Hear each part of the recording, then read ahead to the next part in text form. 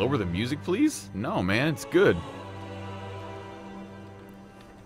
The music is awesome. I mean, unless, like, everyone says lower it, but...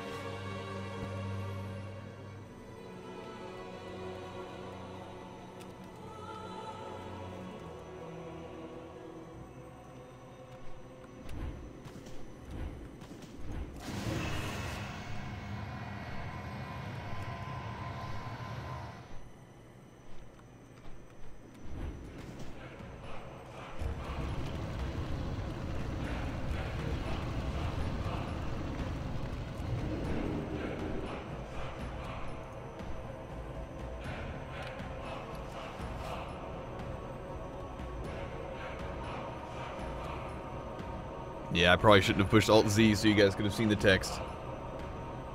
Because I guess their voices are lower. Am I ever going to play on Valkyrie WoW again? I don't know. I got pretty, it turned me off, like, what the guild became in my absence when I didn't play for like a month and a half. The guild became, well, not very cool. So where do you get this Astral Cloud Serpent? Because that's awesome.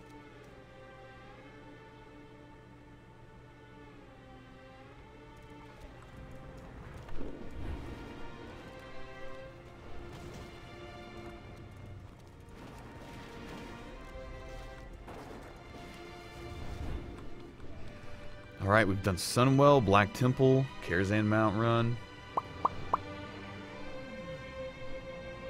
What haven't we done?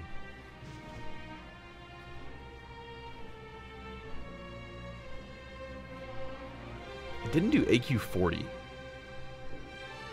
I kind of want to do AQ40, even though there aren't any insane drops there. Are there any drop runs that I haven't done? What do you think, guys? What haven't I done yet? What would you like to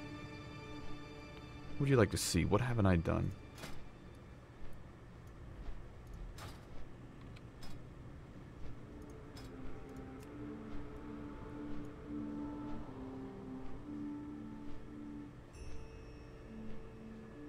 I didn't do BWL or AQ40.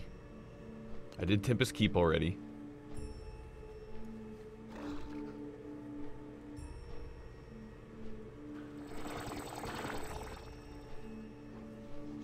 Oh wow, those heroics I did, they reset it in 1.5 hours.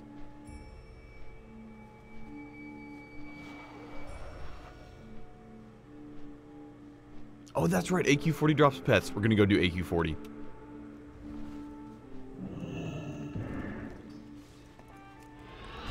That's justification enough for me. And Blackwing Lair drops pets too. I should do both. Well, we'll do AQ40 first. Quickest way to AQ40 is...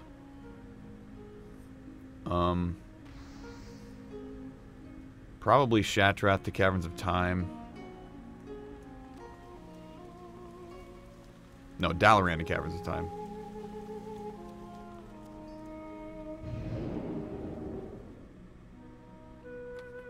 Yeah, I keep forgetting that Blizzard, like, put in the pets. I have gotten some of them.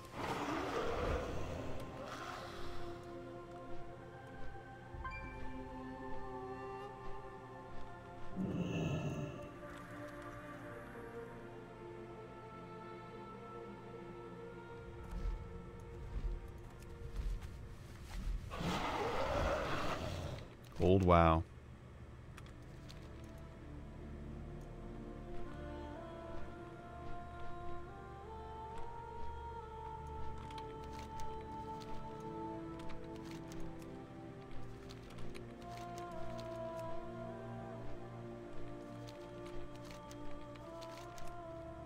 You know what? It would have probably been faster to go to Stormwind and then go to Uldum. I think that would have been quite a bit faster. So Stormwind to Uldum's faster. I did that last time. That makes more sense. Oh well, we get to fly over to Naris. Which I dig Daenerys. Cool zone.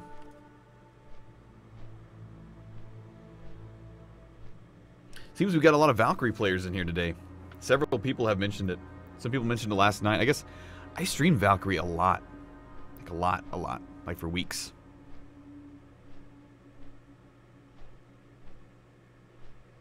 Phantasy Star Online 2? Man, I made a character on Phantasy Star Online 2 like 2 years ago. It was like August of 2012. I made a character on Phantasy Star Online 2 on the Japanese servers. I had to install an English patch. And I don't know. It just didn't...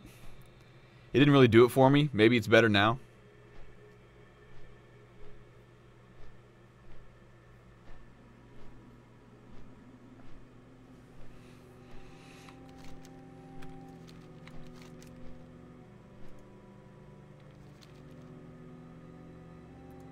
This ridge in between Ungoro and Uldum, I never noticed. It's like a big flat ridge. I wonder if there's anything up here.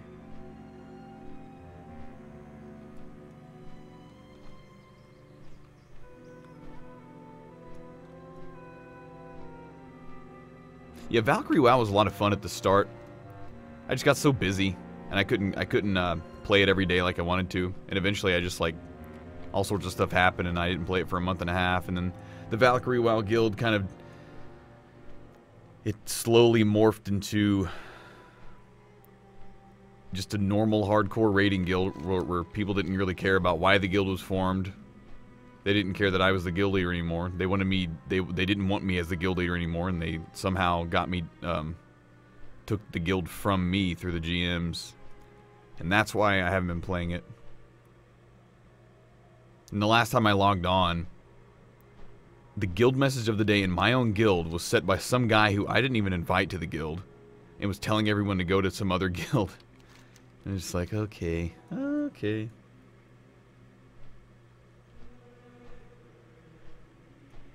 There's a daily up here.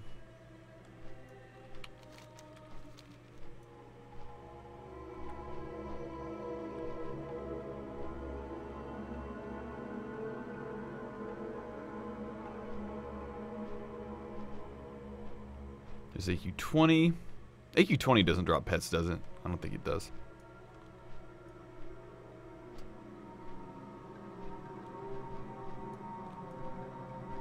The players said I had quit. Who said I quit? They took a vote on changing leader. Well, the problem with the whole leader changing thing is that, like, the guy who I would have given lead to, or like, I mean, he was actually an officer. He quit because he didn't like the way the guild was going. And then, you know, several weeks after that, after he quit, I was like, oh, well, that sucks. And then it came to the point to where I realized that, like, everyone that was left in the guild that was, like, raiding and everything, like, none of them were, like, original members of the guild. They were just dudes that were in the guild for loot. So, yeah, the motivation of the guild changed. The motivation of the players. Like, there were some original dudes in there, like Samana. He was cool. Trifuse was the man, though. He was like the leader in the beginning. So helpful. Such a helpful guy. I guess what happens is, like, all the helpful awesome bros from the original, like, most of them stopped playing because of the attitude of all the players.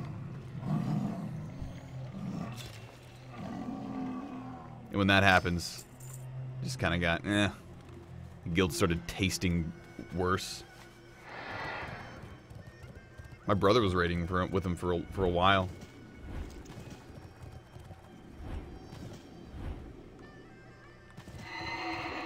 But he quit after Trifuse quit, because it was just like Trifuse was the last, like, big, helpful leader bro.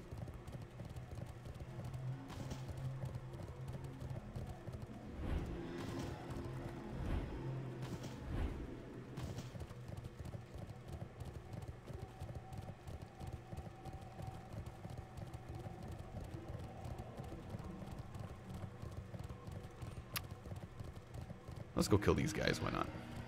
Not really necessary, but...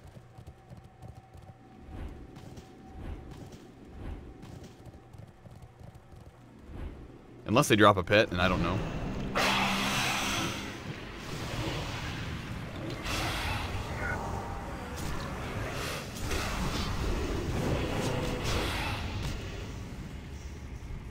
Oh, I'm lagging.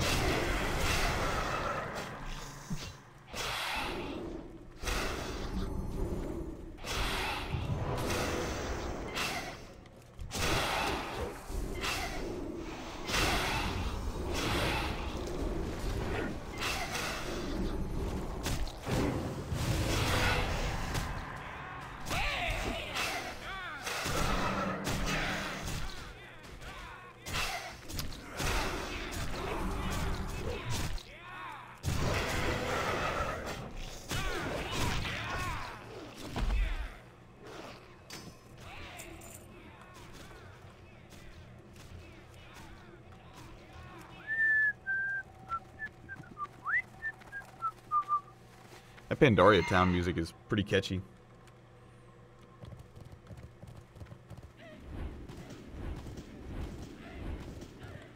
Bean Sprouts, who are you? You sound like you were you're a bit really involved with Valkyrie. Curious of who you are on Valkyrie. Were you in the guild? What type of mic? I did have. I upgraded my mic about a month or 2 months ago. It's been now, with the help of my Patreon supporters. Like we hit a level on Patreon that I never thought we'd hit, and so I went ahead and upgraded my mic, and it's the one I'm using right now. I still have my old mic.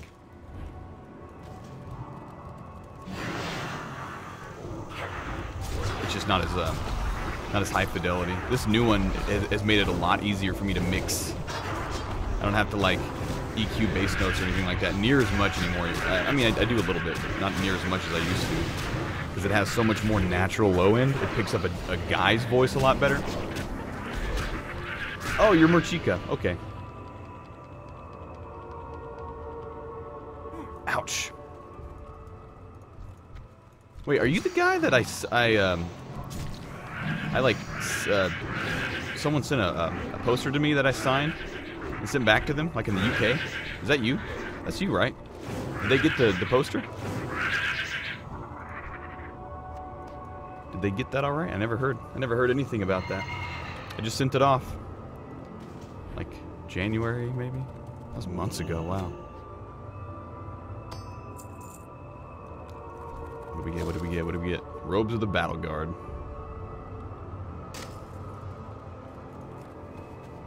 An Idol of the Night.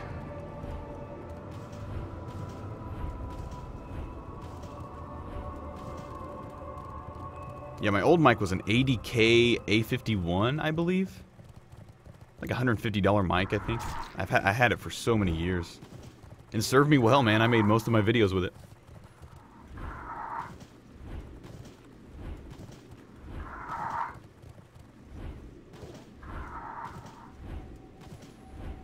Yeah, my old mic I'd had since 2006, and I got it used as a gift.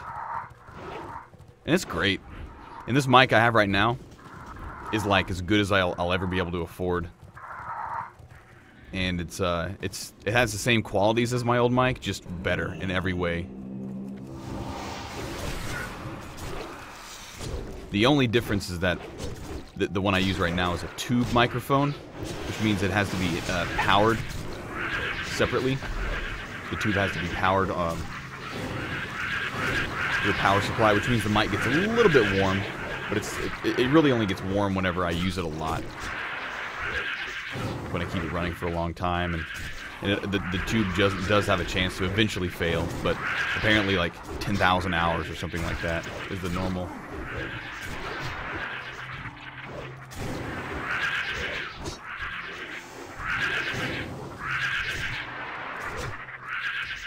Alright, did we get the pole arm? Hoping for the pole arm. Nope, we got the legs though. I had those legs on my warrior, because no hunter wanted them.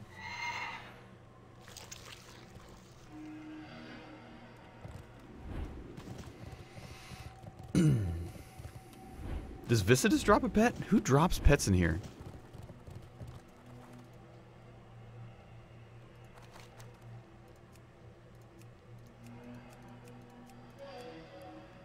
Blizzard doesn't have their own loot thing anymore, do they?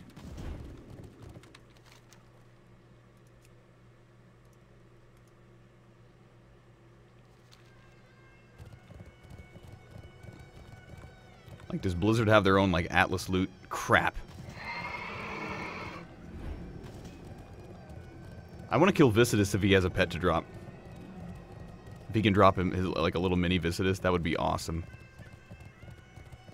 It's pretty much just, like, spam Icy Touch just over and over again. I think that's all we do on this. I'll just keep hitting Icy Touch.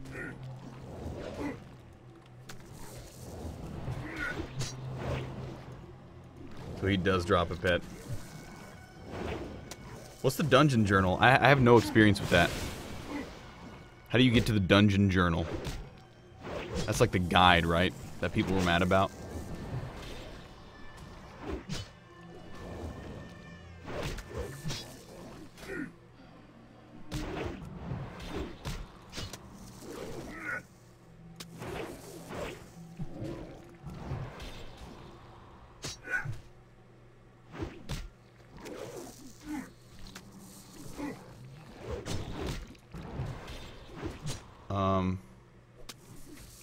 not here. That's weird.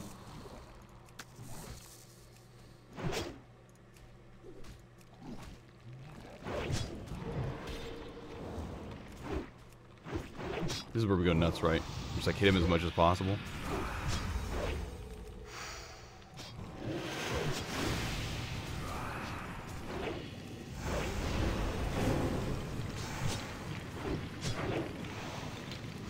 So old raids aren't included.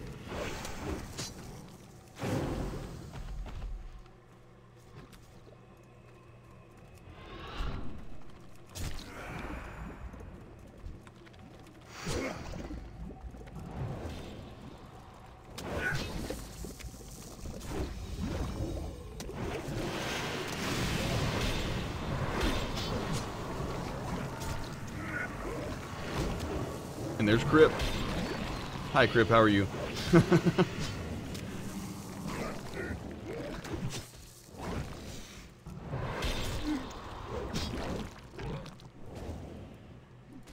Someone deleted the message, I guess. Yeah, don't ban people that do that. Just like, I mean, you can delete the message, but don't ban people. I think macros can be fun, but if they become a problem, I'll go ahead and turn on Nightbot or something. We had a problem at one point with mods actually like perma-banning people that did fun stuff, and I don't want that.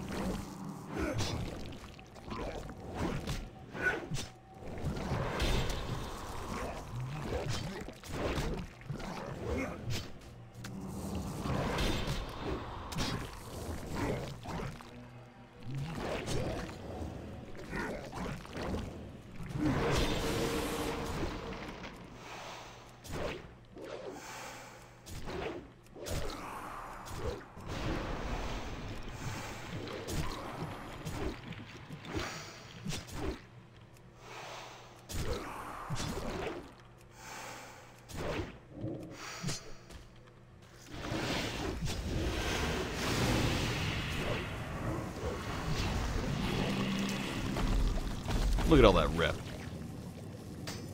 Oh, we got the pet. We got the pet. Viscidus globule. That rules. And we got the sword. Look at that. That's awesome. Caster sword. What's my stream schedule look like? Man, I don't know. It's unpredictable. I stream as much as I can. As much as I am able to. As much as I have time for, really.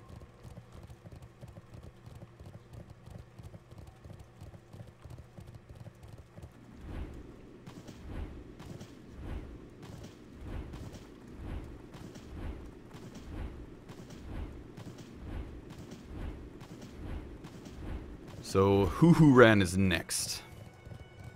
So does every boss drop a pet? Or have a chance to drop a pet? Or is it just some?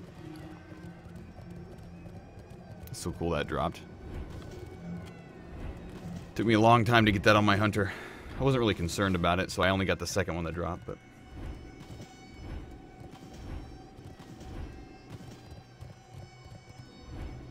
Yeah, I want to stream as much as I can, because I have a lot of fun. It's a great excuse for me to chill out, play video games, not think about work. As much as it is as fun as you know, my work can be, it's very time intensive and it's unpredictable with how long it takes to finish the song.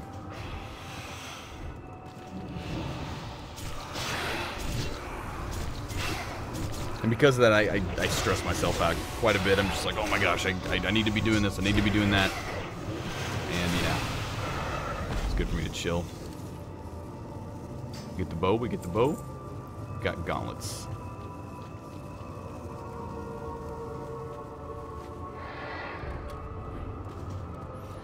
Viscidus, Prophet, and Twins that drop pets. Ooh. What does the Twins drop? Because I've gotten the pet off the Prophet and now Viscidus. But I did not know the Twins. We're gonna gather these guys up because these guys can drop the trinket. Like, I think it'd be fun to have a stream schedule because they would like make me like, I don't know, The only problem is I don't want to make have a stream schedule, because then it would feel like an obligation as well as my work and I know that wouldn't be good for me in the end. Because then like streaming would start to feel like an obligation as well as, you know, as well as music. So I've kept streaming just kind of a thing that I do whenever I feel like it. You know what I mean?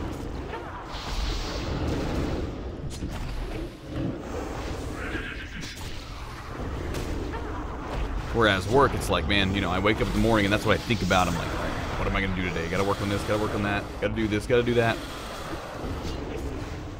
And even though it's fun, and it's a lot of fun to finish the song and release it, it's what I make my living doing now. So it's like something that, you know, I've made an extreme priority.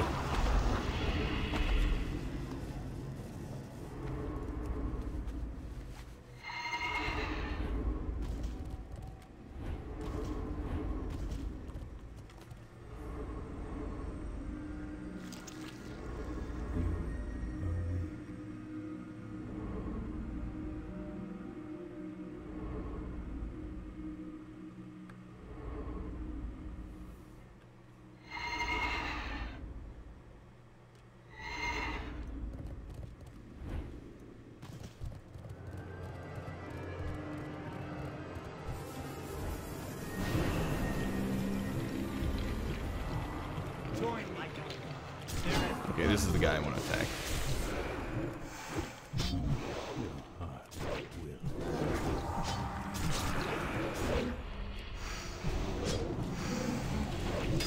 Oh, hey, dude. Where'd you come from?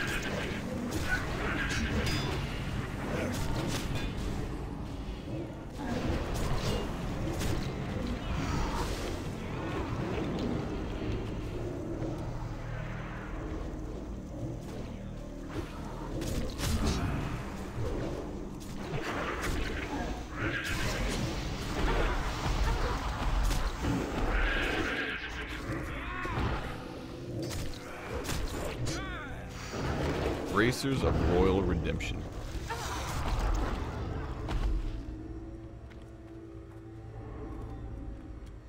So we got Veclanash Circlet.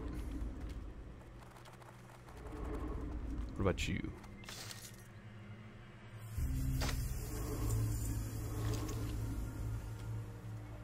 We got the Gloves of Devastation and Bracelets. No Kalimdor's Revenge or Pet. Unfortunately. It's all good though.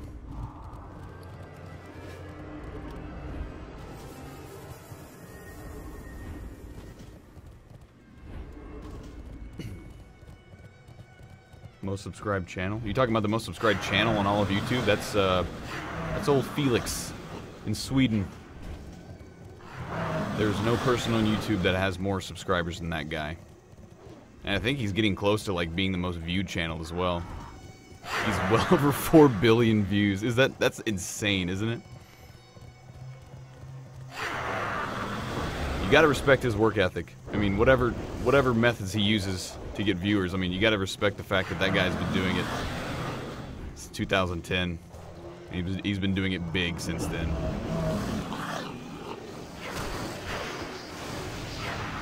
Whether you're a fan of his or not.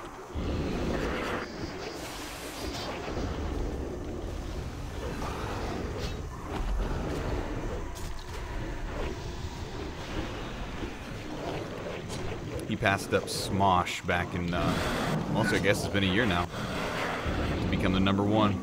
And he's been #1 since then. YouTube made their own channel, which forced people to subscribe to it, which kind of like circumvented that, but I think even that like didn't last.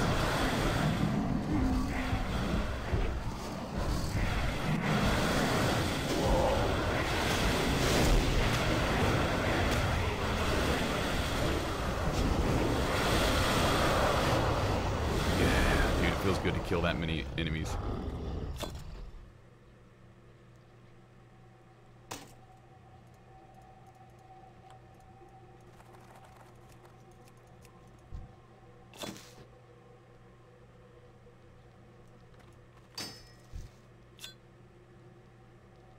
Oh, we got the axe. Thing's cool.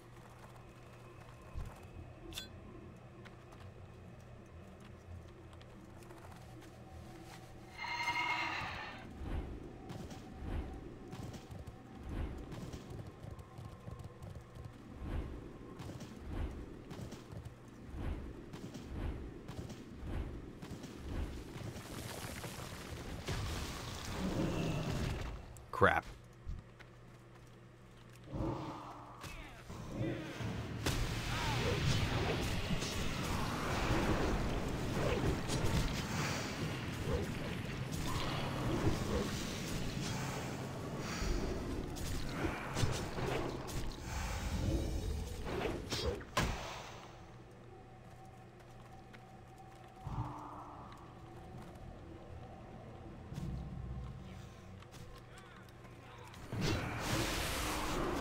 ADHD 12-year-olds. Yeah, you gotta admit, Felix tailors his content to young kids. Young kids. And there are lots of young kids on the internet. And as a business decision, that's probably good. I mean, as far if you know you just want to make money, which, you know, if that's his goal, well, he's doing it. I'm kind of the opinion, it's like if you do what you love, and you put a lot of work into that, then, you know, that's the best thing you can do. I don't think there's anything better than that. And if you love making, you know, scream videos, yourself screaming at video games, and that's what you love to do, well then do it, man. Do it as much as you can. If you like to write rap songs, make videos about it, do it. I just got the red crystal again, that's awesome. If you like to make videos of yourself vlogging about your day and that's what you love to do, then do it. And do it a lot.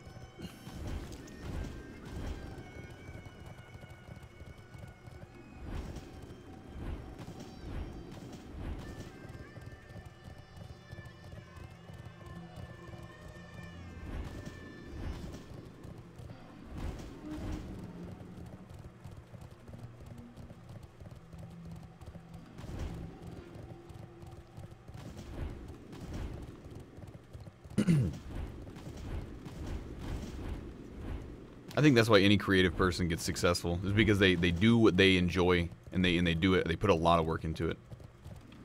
That's what it comes down to. If you want to know the secret right there, that's it. Now, if your goal isn't to do what you love and your goal is just to make money, then, well, you can make money by just making business decisions, but it doesn't guarantee you're going to be happy.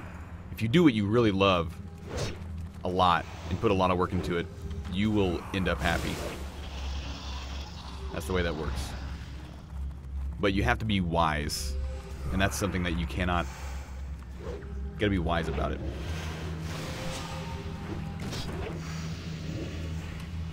If you love to ride your bicycle,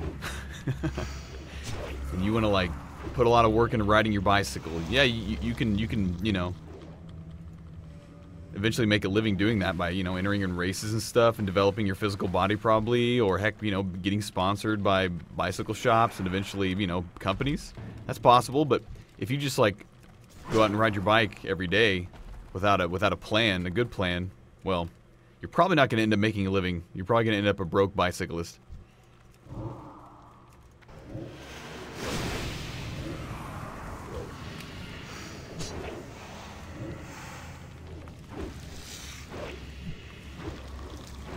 That was kind of a weird analogy. Alright, Cthulhu, what do you got? What do you got? Why did I resub to retail? To do this kind of stuff. That's why I resub to retail. Well, we got gloves and gloves. Right? No, belt and gloves. Boring drops. Oh well, we got a lot of rep. That was fun. I should probably go turn in all these things.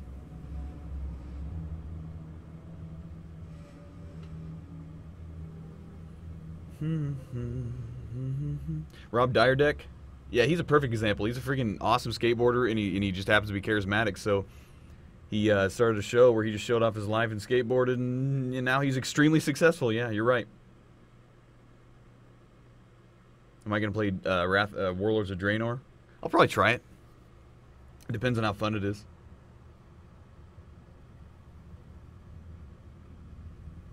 Kids are told they can do anything they want and be fine. But it's much harder to do what you want. Yeah, well, it's again, you have to balance, like, what you love doing, right? Passions, you know, following your heart. That's very important. But you also have to balance that with the fact that, like, okay, you have to understand the way the world works and how it's possible to make a living doing whatever you want. Because honestly, you can make a living doing whatever you want if you're real about it and you love it. But you also have to have the understanding and the knowledge of, like, okay, how do you make a living doing what you want? You know, that's why people end up making, like PewDiePie, you know, playing video games and streaming at video games, and man, you know, he's making an insane living. It's possible. Anything's possible. You gotta understand. Like, he's a smart guy. He's not. You know, he comes off like a 10-year-old. But you know, if you had a one-on-one conversation with him, and you know, I mean, just by looking at the way he does his stuff, you can see that he's very worldly wise. He understands how to make a living doing what he's doing. For sure. I mean, heck, I learned that. Like, I always knew that music was going to be something that I did for a living. I never actually expected that I would, though. Like, I knew music was going to be something I would do all the time. I should put it that way. I didn't expect that I would ever do music as, like, my job. Like, that was like a dream job, but, you know, I kind of, like, you know, life beats you down over the years, and you realize that, well, I guess I'm not going to do that. But, you know, I had a stroke where I was just like, man, not a stroke, but like a stroke of either luck and whatever else, where I was just like, I'm going to put a lot of work into this thing that I'm doing now, and it feels right to do, and so I'm going to do it. And it felt really right to do, and so I put a lot of work into it, and bam, several months later, I was like presented with a position where I realized I could do this for a living. I could make YouTube videos of me making a cappella covers of video game songs for a living if I put enough work into it. And I decided to do that, and here I am over a year later. And man, I think I'm proof that you can if you find something that you're good at and it feels good to do, and you can put a lot of work into it, and you understand the way the world works, you can make a living doing whatever you want. But it requires, I think, wisdom, diligence, and following what feels right at the same time. Because I think, like, the modern business world is an example of, like, how you can have a lot of wisdom and diligence and... Oh... Pets? Well, here, have that, because I don't have room. Have some gold. What is an ashstone core?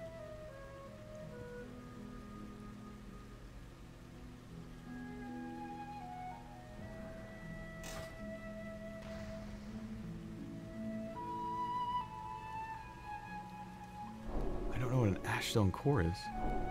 Fishy? What is this?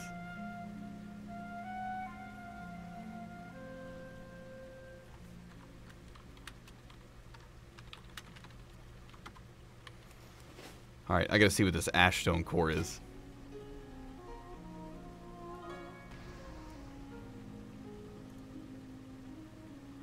How do I have 3 of these? No, I have 2 of them. What is this guy?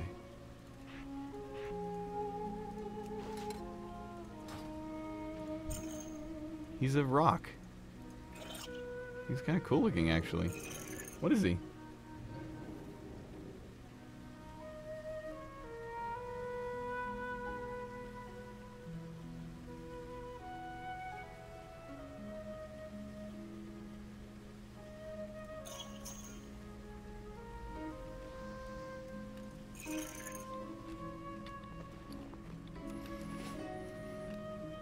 Cool, I did AQ. Well, what could I do now?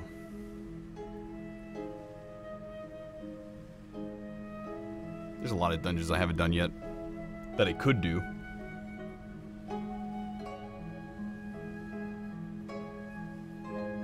Being a pro wrestler?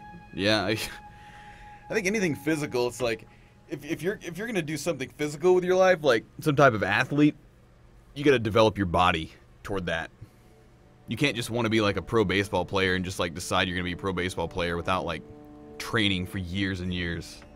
It's like being a musician, like me. Like, I kind of set my life up to be a musician. Like, took piano lessons when I was young, stuck with drums for like all of middle school, high school, drums throughout college, played in so many bands. Music was like, you know, one of my main focuses in life, if not like my main. And, you know, it eventually set me up to where I had the option to do music because I had developed my musicality, you know, over so many years. I think anything you want to do in life, it's like your life kind of sets you up for that if you follow what you enjoy, whether that be sports, music, mathematics, business. I don't know. Some people are really into, like, you know, bartering and business and stuff like that. But anything, really. I think your life kind of tries to point you in that direction. I know mine did. And people around me, it seems that way. I think, but doubt is the biggest thing that keeps you from doing that kind of stuff. Any type of doubts that you have will tell you, no, you can't do this, no, you can't do that. And, you know, it doesn't help if you have unsupportive people around you.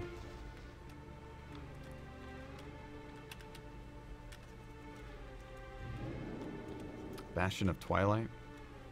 Is that the Red Drake?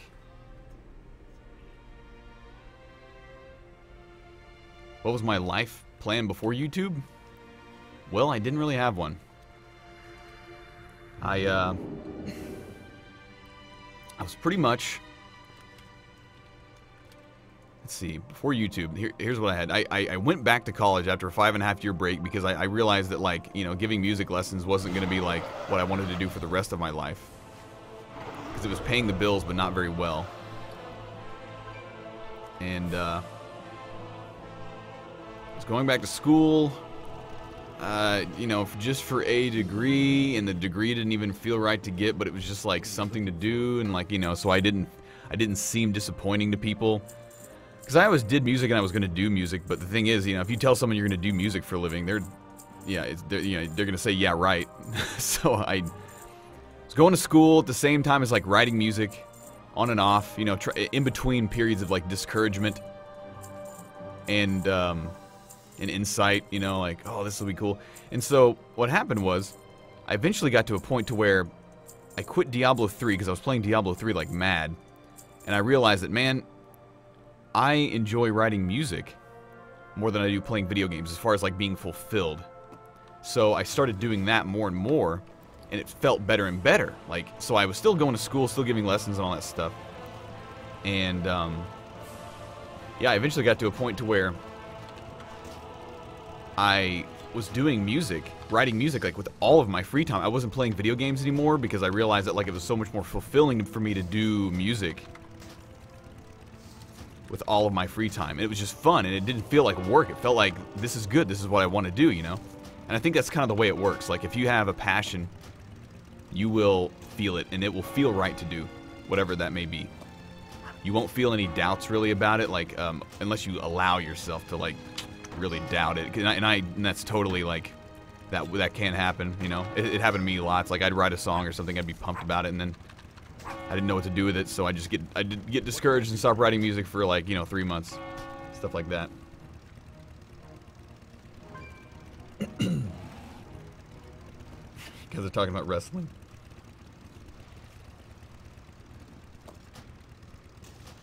So yeah, like, I was playing Diablo 3 a lot with my friends, and it was October of 2012, and I was just like, man, guys, I think I'm going to quit Diablo 3. I think music, just writing music feels so much better to me, and they're like, okay.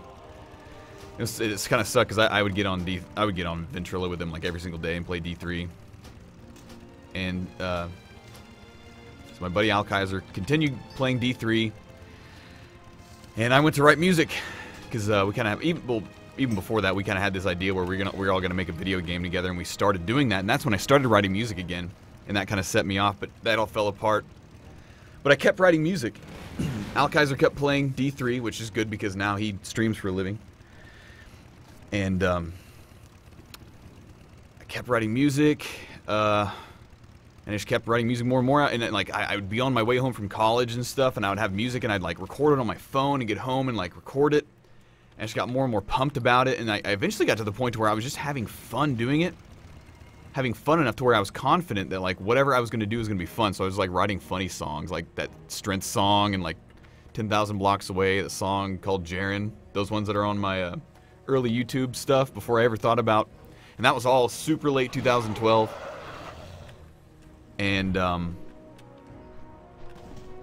had a creative block one day, and then that's when I decided to make an a cappella version of Zelda's Lullaby. And that was just kind of a stroke of either luck, just it felt right to do, and man, you know, that was January 15th of last year.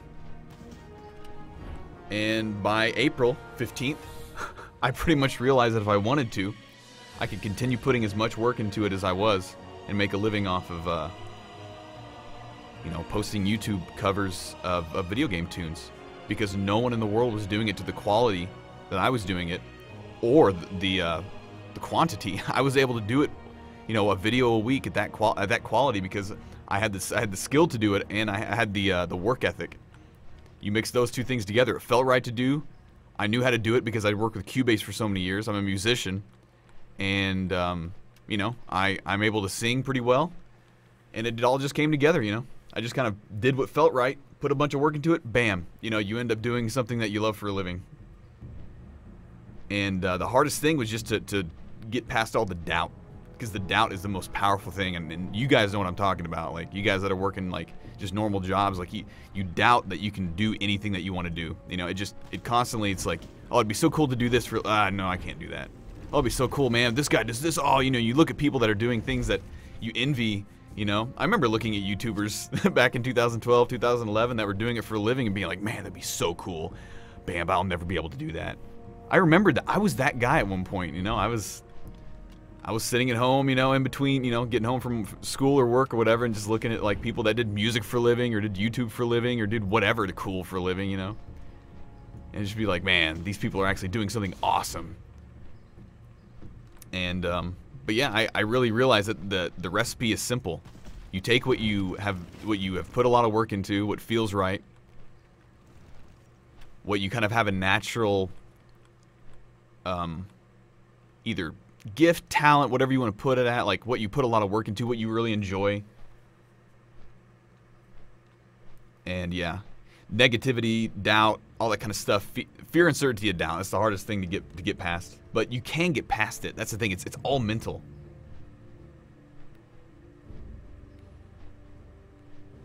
And you got to get it past yourself, because you'll project a lot of stuff from other people on you. It's like, you know, other people think this, other people think that. Oh, well, man, you know, that means I can't do that. You know, and then you'll think that you can't because other people will think that you can't, you know. Like, if I would have told someone, whenever I started doing a cappella videos, like January 15th when I posted my first one, if I would have gone up to my parents and said, I'm going to do this for a living, they'd be like, okay, honey, good luck, you know. No one would have believed me. That I didn't even think of it. I knew that, like, if I put a lot of work into this, it would have been, it was going to be something cool. I didn't really expect that it would blow up as fast as it did, though. But man, I put a lot of work into it, and I still do. So that's so if I can be an inspiration to you guys, you know, for you guys to go do something cool, you know, not doubt yourself, go do what you love, whatever feels right. Just put a lot of work into it.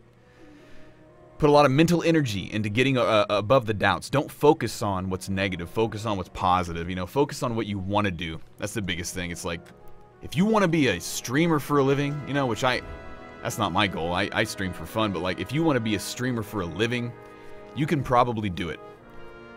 Like, I'm looking at these people that, because I spend some time on Twitch on my free time, and I look at these people who kind of blow up on Twitch and get big, and they all have one thing in common.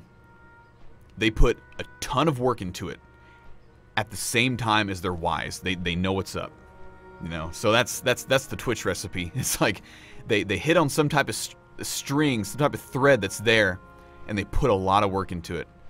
And it's kind of weird because you could make whatever you want. Like, if I wanted to make something I really didn't love, like accounting, if I wanted to make that my living, I could probably make a great living off accounting, but like, I don't want to. But I think that's kind of another thing. It's like, people do things for a living that they really don't want to do, but they think that they should because other people say it's good, or they have this idea. And so a lot of people end up making something a living, maybe even a really good living, that is something they really don't enjoy. And I think that's sad. Because they think they have to, you know, it's like, well, I have to do this. Like, my brother went to school and he was going to be an accountant. He's a freaking guitar player. You know, he's a musician like me, but like he had this idea in his head that like, well, if I'm going to make a living, then I better go get an accounting degree. And he hated it. His life sucked during that whole period. I mean, he'll tell you that himself. And eventually he said, screw it, I'm not going to do this anymore. And he started teaching lessons like full time, like 20 to 40 hours a week, like more than even me. And now he makes a good living teaching lessons. And, you know, that's his life. You know, he makes a way better living teaching lessons than I used to make teaching lessons because, well, first of all, he teaches guitar as his main instrument. There's a lot more guitarists. And second of all, he's built up a good client base, so. And he enjoys it, man. Like, I talked to him about lessons, and he digs it a lot.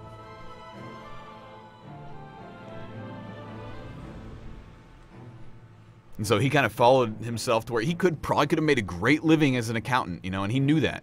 Like, probably anyone could make a great living as something, you know, like that, whether you like it or not. But it's just like, do you really want to do that for the rest of your life? Are you going to be 85 years old and look back at your life and go, man, I'm really glad that I did something I didn't like to do for a living, but it made me a lot of money. You know, it's like, are you gonna be on your deathbed and like look back at your life and go, man, I'm so glad I did something that was terrible for my whole life that I really didn't want to do, but I did anyways. You know, it's like, I don't think anyone's gonna think that. You know, that's kind of the way I've always looked at life. Is like, if you're gonna like do something for the rest of your life, dude, take some chances. You know, do what feels right.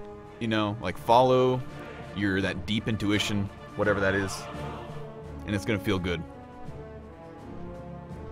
And you know, that's the entire reason why I'm, you know, able to like, you know, work on YouTube videos every week. You know, record on Cubase and transfer to YouTube and make acapella videos and people watch them.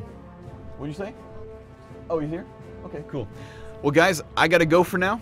I have an appointment, but I may stream later today. So you guys have a good time and have a good day, and I will see you next time. Later.